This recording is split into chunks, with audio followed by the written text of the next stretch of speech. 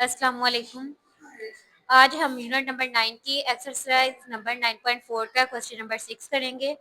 पहले हम इसकी स्टेटमेंट को रीड आउट कर लेते हैं। A tessellation is created using regular hexagons and each hexagon has a side length of 5 centimeter.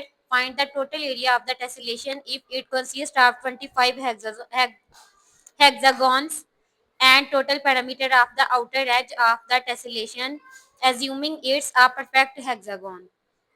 सबसे पहले हम बात करते हैं टेसलेशन की।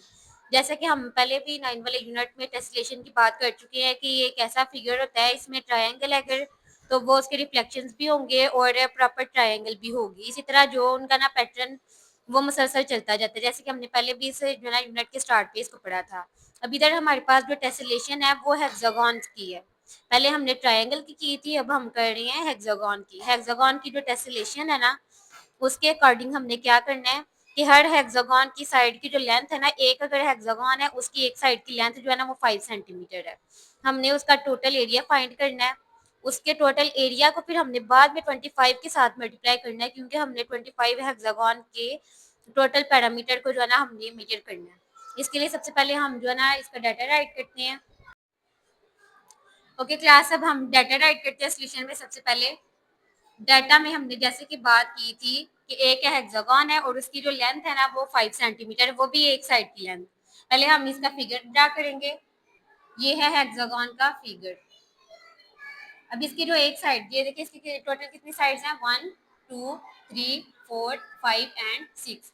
अब हमने एक साइड की जो मेजरमेंट बोली है वो क्या है, 5 सेंटीमीटर।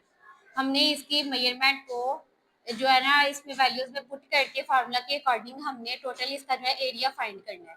जो इसका एरिया जो भी आएगा उसको हमने फिर टोटल नंबर के साथ मल्टीप्लाई करना है।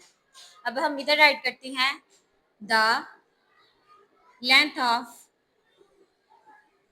one side of a hexagon, one side of a hexagon, मतलब कि एक हेक्सागन की एक साइड की लंबाई है 5 सेंटीमीटर। अब हमने इसका क्या फाइंड करना है, एरिया। और एरिया भी हमने बस अभी एक ही हेक्सागन का फाइंड करना है, एरिया ऑफ अ हेक्सागन, मतलब कि एक हेक्सागन का हमने एरिया फाइंड करना है।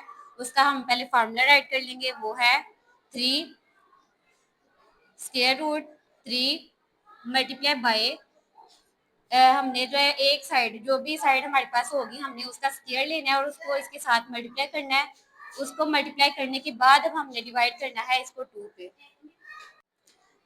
ओके क्लास, लेंथ तो हमने एक साइड की राइट कर लिया। अब हमने इसका एरिया फाइंड करना है। एरिया को जब भी आपने फाइंड करना है, चाहे वो स्क्वायर का, ट्रायंगल का या हेक्सागन का, आपने उसका पहले फार्मूला राइट करना है और बाद में हम उसकी जो भी वैल्यूज होती हैं डाटा डाटा के अकॉर्डिंग वो हमने सारी इसमें पुट करनी है। अब इधर देखिए जरा, एरिया ऑफ हेक्सागन पहले हमने ये लिखना है। अब आपकी बुक की बैक साइड के ऊपर उन्होंने फार्मूला दिया है एक हेक्सागन का एरिया फाइंड करने का, वो है 3 square root 3 multiply by one side और वन साइड का ही स्क्वायर। अब हमने इसको टोटल को डिवाइड कर देना 2 के साथ, क्योंकि आपको बताया गया है कि जब एक फ्रैक्शन और साथ में मल्टीप्लाई के साथ खाली एक अमाउंट लिखी गई है तो इसका मतलब है कि उसके नीचे भी 1 है। वो हम लिखें ना लिखें वो एक बराबर है, मगर हमने फार्मूला के अकॉर्डिंग अब वैल्यूज को पुट करना है। 3 ये इसी तरह राइट कर लेंगे हम।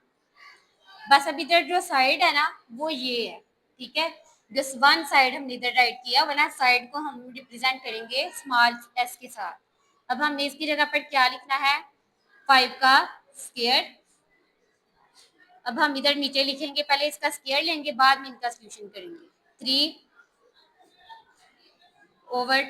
अब हमने ये राइट कर लिया। अब हमने इधर लेना है 5 का स्क्वायर। जब भी 5 का स्क्वायर लेंगे या किसी नंबर का स्क्वायर लेंगे हमने उसको 2 टाइम मल्टीप्लाई करना है। 5 5 25 आ गया, मीन्स के 5 का स्क्वायर है 25।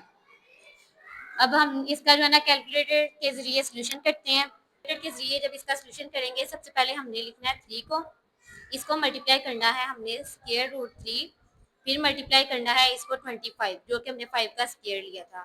अब देखिए जरा हम इसको इक्वल करेंगे, हमारे पास जो वैल्यू आएगी वो है 129.9038, मगर हमने जीरो से पहले वाली जो अमाउंट है ना वो हमने इधर राइट करनी है, क्योंकि वो जो है ना एग्जैक्ट वैल्यू होगी।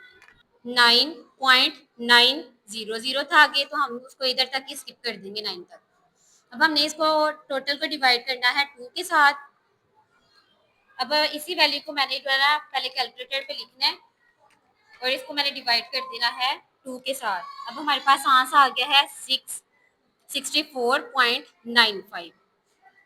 ठीक है, अब इसको जो है हमारे पास एक हेक्सागोन का एरिया आ गया। हम इधर लिखेंगे एरिया ऑफ अ हेक्सागोन, मतलब कि एक हेक्सागोन का एरिया। अब एक हेक्सागोन का आ गया, तो अब हमने 25 का भी फाइंड करना है, मतलब कि 25 हेक्सागोन का भी हम एरिया फाइंड करेंगे। तो उसके लिए हमने क्या करना है, जस्ट हमने एरिया की वैल्यू को राइट करना है और उसको टोटल नंबर जो है हमारे पास 25 हेक्सागोन उसके साथ मल्टीप्लाई कर देंगे। अब हमने क्या लिखना है इधर है, एरिया एरिया ऑफ 25 हेक्सागोन्स। अब ये प्लूरल फॉर्म में आ जाएगा। इज इक्वल हमने करना है, जो हमारे पास एरिया की वैल्यू आई है वो राइट करेंगे 64.95 और इसको मल्टीप्लाई करना है अब हमने 25 के साथ। अब हम इसको मल्टीप्लाई करते हैं 25 के साथ, तो हमारे पास इसकी जो एग्जैक्ट वैल्यू है वो हम राइट करेंगे 64.95 मल्टीप्लाई बाय 25। तो हमारे पास इसका आंसर आ गया है 1623.75। और जब हम इसको राउंड अबाउट करेंगे ऐसे भी हमारा आंसर ठीक आ जाएगा, और राउंड अबाउट करने पर भी हमारा आंसर है ना ये आ सकता है 1623.8। ये अब हमारे पास आ गया है आंसर। और इधर जो है ना हम हमारा सोल्यूशन इसका कंप्लीट हो जाता है। अब नेक्स्ट जो है हम इंशाल्लाह क्वेश्चन नंबर 7 नेक्स्ट वीडियो में करेंगे। अल्लाह हाफिज़।